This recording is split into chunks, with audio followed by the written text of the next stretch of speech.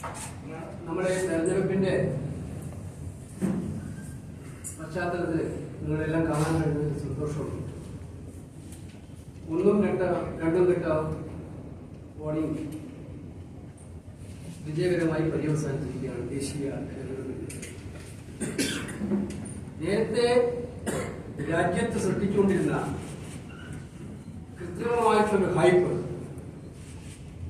400 സീറ്റിനപ്പുറം നേടി ജയിക്കുമെന്ന് നരേന്ദ്രമോദി സൃഷ്ടിച്ചെടുത്ത കൃത്രിമമായിട്ടുള്ള ഹൈപ്പ് ഇടിഞ്ഞു പൊളിഞ്ഞു വീഴുന്ന കാഴ്ചയാണ് ഒന്നും രണ്ടും ഘട്ട തെരഞ്ഞെടുപ്പുകൾ പൂർത്തിയായപ്പോൾ ഫീൽഡിൽ നിന്നും ലഭിക്കുന്നത്. ആദ്യഘട്ട തെരഞ്ഞെടുപ്പുകളിലും വളരെ വ്യക്തമായിരുന്നു കോൺഗ്രസ് നയിക്കുന്ന ഇന്ത്യ മുന്നണി നല്ല ആധിപത്യം നേടും എന്നുള്ളത്. അതിന്റെ അവലാതിയിലാണ് പ്രധാനമന്ത്രി പോകട്ടെ ഒരു രാഷ്ട്രീയ നേതാവ് പോലും ഒരിക്കലും ഉരിയാടാൻ പാടില്ലാത്ത ഭാഷയിൽ തിരഞ്ഞെടുപ്പിനെ പോളറൈസ് ചെയ്യാൻ വേണ്ടി ഇന്ത്യയുടെ പ്രധാനമന്ത്രി നടത്തിയിട്ടുള്ള ഏറ്റവും വില കുറഞ്ഞ പരാമർശം. പക്ഷെ ഭാഗ്യവശാൽ ഇന്ത്യയിലെ ജനം തിരിച്ചറിയാൻ തുടങ്ങിയിരിക്കുന്നു, ഇത് വോട്ടിന് വേണ്ടി മാത്രമുള്ള യഥാർത്ഥ വിഷയങ്ങളെ തിരിച്ചുവിടാൻ വേണ്ടി മാത്രമുള്ള രാഷ്ട്രീയ നാടകങ്ങളാണ് എന്ന് ഉത്തരേന്ത്യയിലടക്കം ജനങ്ങൾ തിരിച്ചറിയാൻ തുടങ്ങിയിരിക്കുന്നു എന്നതിന്റെ പ്രതിഫലനമാണ് ഇന്നലെ നടന്ന രണ്ടാം ഘട്ട വോട്ടെടുപ്പ് ഫലങ്ങൾ.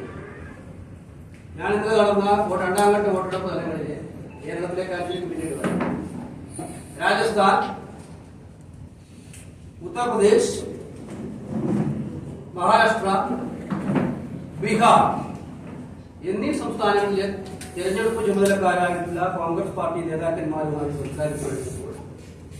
പതിവിലില്ലാത്ത ആത്മവിശ്വാസത്തോടു കൂടിയിട്ടാണ് അവർ തെരഞ്ഞെടുപ്പ് ഫലത്തെ നോക്കിക്കാണുന്നത്. രാജസ്ഥാനിൽ 2 ഘട്ട തെരഞ്ഞെടുപ്പോട് പൂർത്തിയായ തെരഞ്ഞെടുപ്പുകളിൽ കോൺഗ്രസ് ഭൂരിപക്ഷം നേടുമെന്നത് നിശ്ചയമായും പറയാൻ ആഗ്രഹിക്കുകയാണ്. ഞാൻ പറഞ്ഞു വന്നത്, നേരത്തെ സൃഷ്ടിച്ചു വെച്ച ആ കൃത്രിമമായിട്ടുള്ള ഒരു അന്തരീക്ഷം ഒളിഞ്ഞു വീണുകൊണ്ടിരിക്കുകയാണ് എന്നുള്ളതാണ് യാഥാർത്ഥ്യമായിട്ടുള്ള കാര്യം. അപ്പോ ഇതിനകത്ത്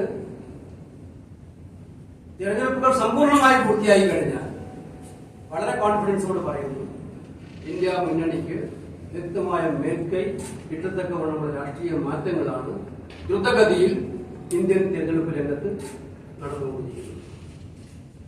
കേരളത്തിലെ കാര്യം 20 സീറ്റും ഐക്യ ജനാധിപത്യ മുന്നണി നേടുന്ന ഒരു രാഷ്ട്രീയ സാഹചര്യമാണ്. ഒരുപാട് പ്രതികൂല ഘടകങ്ങളെയും സർക്കാർ സൃഷ്ടിച്ചെടുത്ത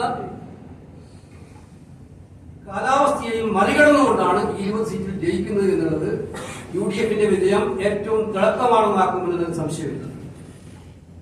ജനുവനായിട്ടുള്ള കംപ്ലൈന്റുകൾ നിങ്ങളെല്ലാം വീക്ഷിച്ചതായിരിക്കും. നിങ്ങളെല്ലാം മാധ്യമം റിപ്പോർട്ട് ചെയ്തവർ, ഫീൽഡിൽ നിന്ന് റിപ്പോർട്ട് ചെയ്തവരാണ് നിങ്ങൾ ഓരോ മാധ്യമ പ്രവർത്തകർ. കേരളത്തിലെ ചരിത്രത്തിൽ ഇതുവരെ ഇല്ലാത്തവണ്ണം തിരഞ്ഞെടുപ്പ് പ്രക്രിയ അലങ്കോലമാക്കിയ ഒരു ഇലക്ഷൻ ആയിരുന്നു ഇന്നത്തെ ഇലക്ഷൻ. എത്ര മനോഹരമായിട്ട് ഇലക്ഷൻ നടത്തുന്ന സ്റ്റേറ്റാണ് കേരളം. എന്നാൽ ഇപ്രാവശ്യം ഏറ്റവും കൂടുതൽ സമയം ഇലക്ഷൻ പ്രിപ്പറേഷന് വേണ്ടി കിട്ടിയ ഒരു ഇലക്ഷനായിരുന്നു. സാധാരണയിൽ കവിഞ്ഞ് ഇലക്ഷൻ പ്രിപ്പറേഷന് കൂടുതൽ സമയം കിട്ടിയ ഒരു ഇലക്ഷനായിരുന്നു.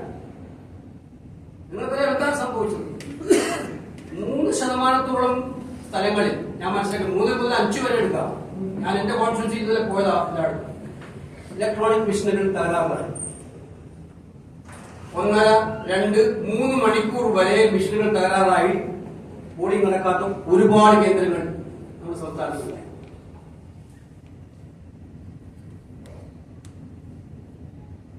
ഈ സമയത്ത് ക്യൂ നിന്ന ആളുകൾ 3 മണിക്കൂറും 4 മണിക്കൂറും 5 മണിക്കൂറും 6 മണിക്കൂറും സത്യത്തിൽ വോട്ടർമാരെ പീഡിപ്പിച്ച ഒരു ഇലക്ഷനായിരുന്നു ഇന്നലെ കേരളത്തിലെ തെരഞ്ഞെടുപ്പ് മിഷണറി ഉദ്യോഗസ്ഥന്മാർ നടത്തിയത്.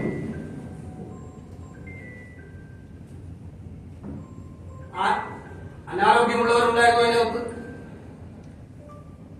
കുടിക്കാൻ ഒരു കുടിനീര് കൊടുക്കാൻ സംവിധാനം ഉണ്ടായിരുന്നു. 5 മണിക്കൂറും 6 മണിക്കൂറും ക്യൂവിൽ നിൽക്കുന്ന ഈ ഏറ്റവും യെല്ലോ അലർട്ടാണ് എനിക്ക് മനസ്സിലാക്കിയിട്ടുള്ളൂ. 2 ജില്ലകൾ ഒഴിച്ച് യെല്ലോ അലർട്ട് സ്റ്റേറ്റ് ഗവൺമെന്റ് പ്രഖ്യാപിച്ച ഒരു സ്റ്റേറ്റിൽ ഒരു കുടിനീര് കൊടുക്കാൻ സംവിധാനം ഉണ്ടാക്കിയിട്ടുണ്ടായിരുന്നു.